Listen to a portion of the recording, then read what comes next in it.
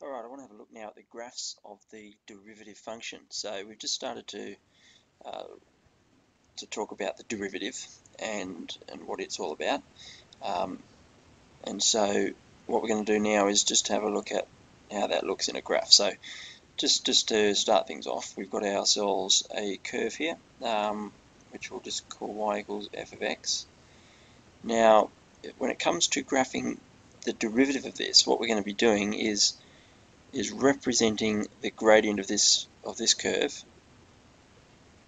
in another curve. So we're going to graph the gradients, if you like. Now the best way to go about this is to go to the turning points, alright, the turning points, because at those points the gradient is 0. We know the gradient is 0 there, we know the gradient is 0 there. So if we know the gradient is 0, the derivative is 0 there, the gradient function is 0, that must mean when we graph it, it will go through the x-axis at those points. So what we have, and that just sort of gives us something to start with. So what we've got here is we've got on the black curve, let's go along it, it goes, this is all positive, isn't it? Positive, and it flattens out to become 0 there. Now it's negative, it's decreasing, decreasing, decreasing. Now it's 0, 0 there. Now it's increasing again, and it's positive. So we have to represent that in a curve. Now if we put this on the same set of axes, we'd have to go through these 2 points. We'd be positive left side of that, so we'd be up here. We'd drop down through here, we'd become negative through here, and then we come back through there and we'd be positive again. So it's going to be a parabola that goes through those 2 points there like that. So we'd come down, through, okay. And so that would be y equals f dash x, and that's the graph of the derivative function. Now, a few points to make here. This black one, the original f of x, looks like a cubic, doesn't it? It goes through as a 3 points of intersection with the x-axis, but it's got that cubic sort of shape to it.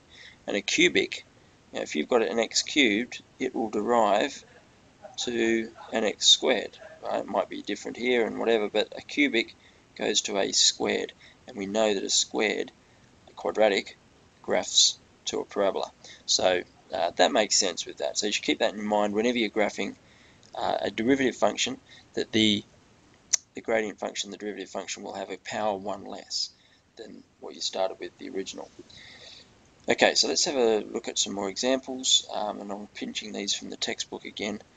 The first one is a quadratic, so we're going to go through.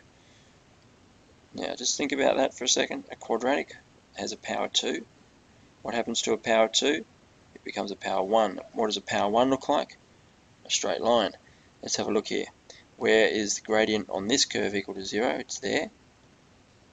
So at that point, we're going to go through the x-axis. It's negative and then positive. So it's going to be negative this side, so we have to be below the x-axis up to this point, and then above. So we're going to draw a straight line through that point and keep on going. So the blue, this is f dash x, and the red is fx, original gradient. Okay, next example, these are on page 552. Next example looks a bit like this, and we've got just a straight line.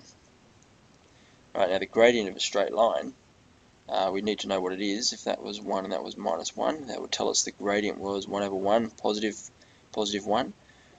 So the gradient would be, so the gradient at every point on this curve is 1. So we would just graph, that's f dash x for this fx.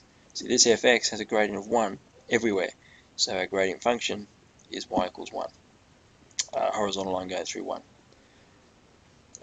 And the third example is a bit like the one I gave you at the top of this screen, where we've got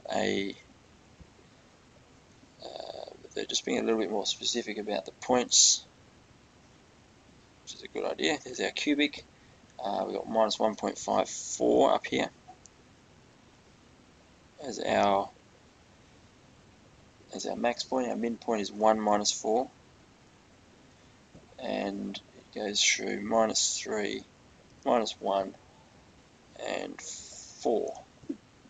Okay, and we're now graphing the derivative function. So the derivative function of -1.54, so it's going to go through there because that's 0 at that point.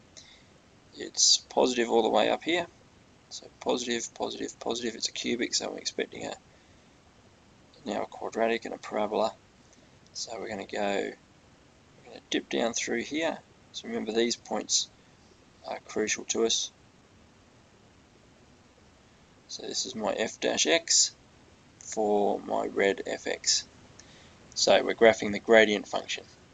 Okay, I want to have a look at another example now that appears in the textbook. And it's written out here on the page. Find the coordinates of the points on the curve with this equation. So let's have a look at what this curve would look like. This quadratic here, y equals x squared minus 7x plus 8. I know it looks something like that because I've just graphed it. There it is there. I'll come back to that in a minute. Okay, so just to explain what this question wants. It wants the coordinates of the points on the curve with that equation at which the tangent makes an angle of 45 degrees with the positive direction of the x-axis. Wow, that's a mouthful. Okay, well, let's break this down. At which the tangent makes an angle of 45. Okay, well, the tangent to this curve, okay, obviously will intersect with the x-axis somewhere and will make an angle. What we're after is the tangent that makes an angle of 45 degrees with the x-axis. What's the gradient of that tangent? Well, the gradient of that tangent, the gradient of this line here that makes an angle of 45 degrees with positive x, is, we probably know it to be 1, don't you? The gradient's 1. If you're not sure what it is, finding tan of that angle there will give you the gradient of this line here. And tan 45 equals 1, but you probably knew that a 45 degree angle there is a gradient 1. Okay, so what we're after then is the tangent. We're looking for the tangent that when it looks like it might be down here somewhere, when it crosses the x-axis, it makes an angle of 45 degrees there with positive x. And what we're after in part A are the coordinates of that point there. What are the coordinates of that point there? So what's we want to find out the points at which the gradient of the tangent is 45. The gradient of the tangent is 1, and we've got that from this 45 degree clue. Okay, into here, all I did was graph this parabola. But what's a nice little feature in here is you can hit menu 6 for analyze and then 6 again for dy/dx, and you can drag your cursor around, and it will tell you what the gradient of the curve is at each of these points. Have a look at that: 6.08, 6.4, 3, 2, 1. About there. Look at that, 1. And then as you go this way, it turns negative. I think that's really cool. So at this point here, that's the point we're after, which is about where we thought. If you drew a tangent there, imagine that making about a 45 degree angle with the x-axis, can't you? You can see how that might be the case. Right, so how do we find out the coordinates of that point? Alright, well, we go to finding the derivative of this function. So we find the gradient function. So for y, it's to y dx. And for us, that's 2x minus 7. Okay, so that's the gradient function. Now this gives us the gradient of this curve at any point that we put in there for x. In this case, however, we're trying to find out the value of x for which this gradient equals the gradient of this line here, which is 1. So we are solving 2x minus 7 equals 1, 2x equals 8, x equals 4. And when x equals 4, y equals, I need to go back up here to the equation of the quadratic. So at this point where x equals 4, what's y equal to? Y is equal to 4 squared, which is 16, minus 7 times 4 plus 8, which equals 16 minus 28, which is minus 12, plus 8, which is minus 4. So therefore, at the point 4 minus 4, the gradient of the tangent is 1. So we've answered the question to part A. Okay, now getting out of part B, find the coordinates of the points on the curve with equation at which the tangent is parallel to the line y equals minus 2x plus 6. Okay, parallel to the line minus 2x plus 16. What do we know about that line that they're talking about there?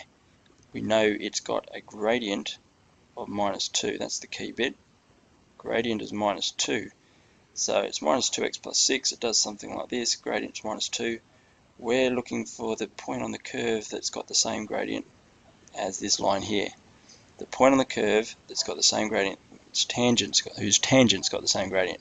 So again, let's go to 2x minus 7. So this is for part B now.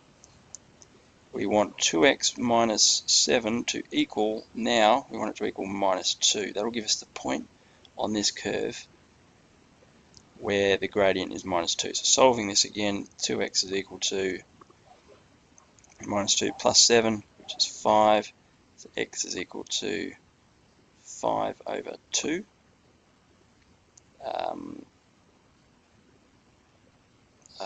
Just doesn't look right, does it? 2x minus 7 equals minus 2 plus 5. Yeah, that's right. X equals 5 over 2. And at that point, y is equal to, we're going to have to put it in here, 5 over 2 squared minus 7 times 5 over 2. Alright, I'm just going to pause here. Okay, I just went and solved that. You can put this through the calculator, but x is equal to 5 over 2. And then you put that value of x back into, remember, this equation here, because it's a point on that curve, that red curve, this red quadratic parabola that we're after, that has the gradient of its tangent at minus 2. So we solve the gradient function equal to minus 2. Got x equals 5 over 2. Then we put that value of x back in here. 5 over 2 squared minus 7 by 5 over 2 plus 8. They can go in the calculator if you wish. Minus 13 over 4. So it's the point 5 over 2 minus 13 is down here somewhere actually. I thought it might be up there. It's actually more down here. Down here somewhere. It's a bit rough.